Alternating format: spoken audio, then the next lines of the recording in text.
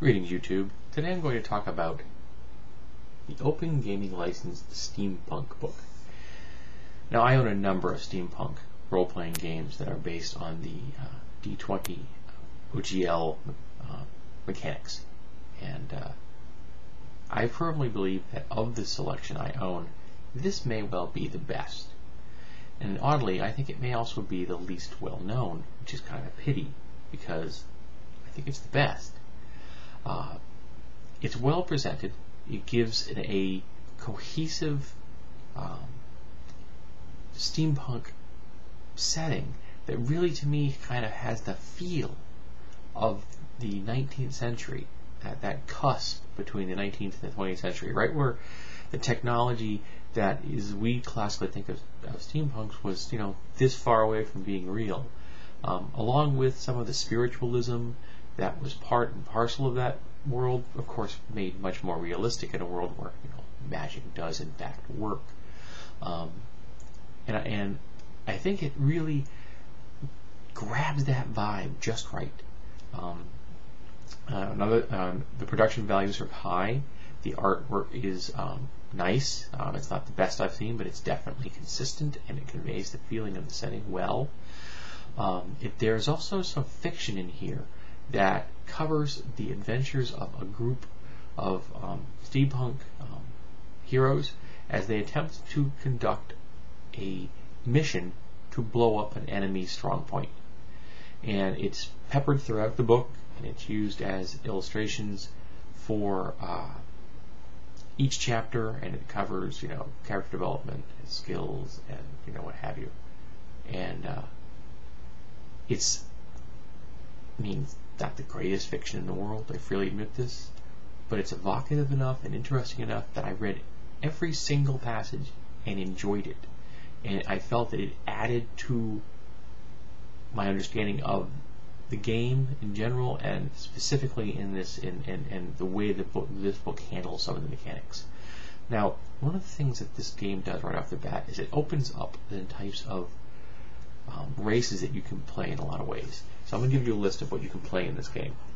You can play humans, pretty standard.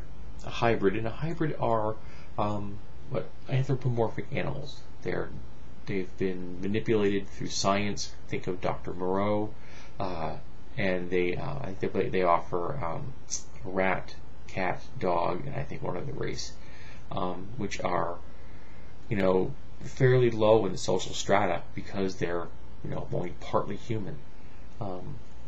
Constructs. Now, constructs are from the classic Frankenstein to the much more mechanical man, and even a wooden type golem. So you have a fairly wide range in there. The elf, dwarf, gnome from the selection of the classic D&D races. But you can also play a vampire and a ghost. And those are ones that are really pulled out of the steampunk setting. Now, the thing is, these races are not balanced. They are not the same power levels. So, to help with that, every character is given 3 character points at creation, and these points are only used in the character creation process.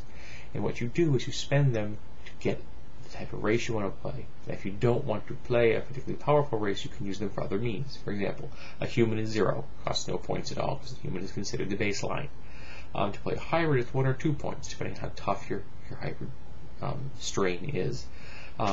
Construct is 3 because they're constructs. They're very tough. They're you're not going to have to worry about sleeping and eating and things like that. And so those advantages are offset by these character points.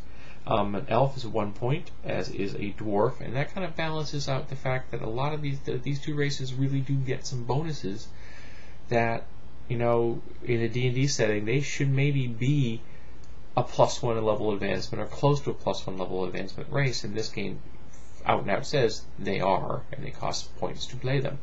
The gnomes are 2 points. For gnomes, you have more abilities here, so they're more expensive to play. A vampire is 3, as is a ghost, which makes sense. They both have extraordinary abilities, and ghosts, from the get-go, they're ghosts. They're material, they can walk through things, and you can change them over time with using traits and feats to have an effect on the real world, but they're mostly going to be emphasizing skill monkey or magical / psychic characters, which also makes a certain level of sense because they are part and parcel of the ectoplasmic world. Now you can also use one of these character points to bump up an ability point, to buy a trait, which is a class ability, or to buy a bonus feat. Now this uses a little more open general classes. So it's like an adventurer. An adventurer can then take traits that emphasize a ranger type character.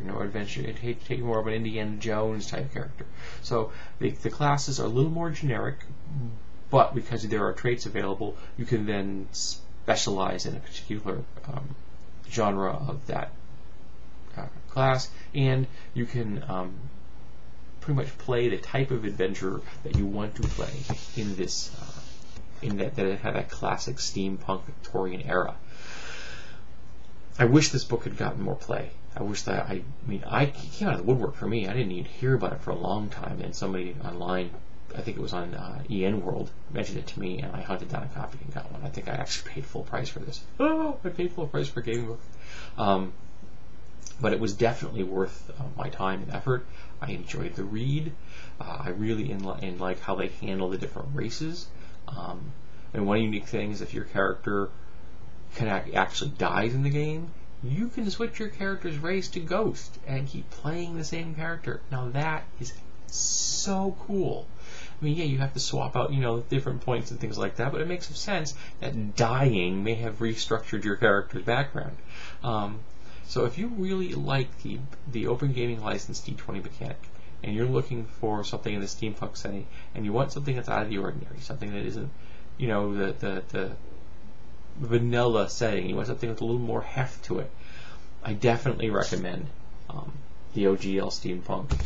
I've read a number of other in this. This is from the Mongoose Publishing, and I own a number of the other books in that setting, and they're equally good. I'm hoping to pick up the OGL Cybernet at some point and do a review of that as well, of course. But if you like steampunk and you like D20, get this book.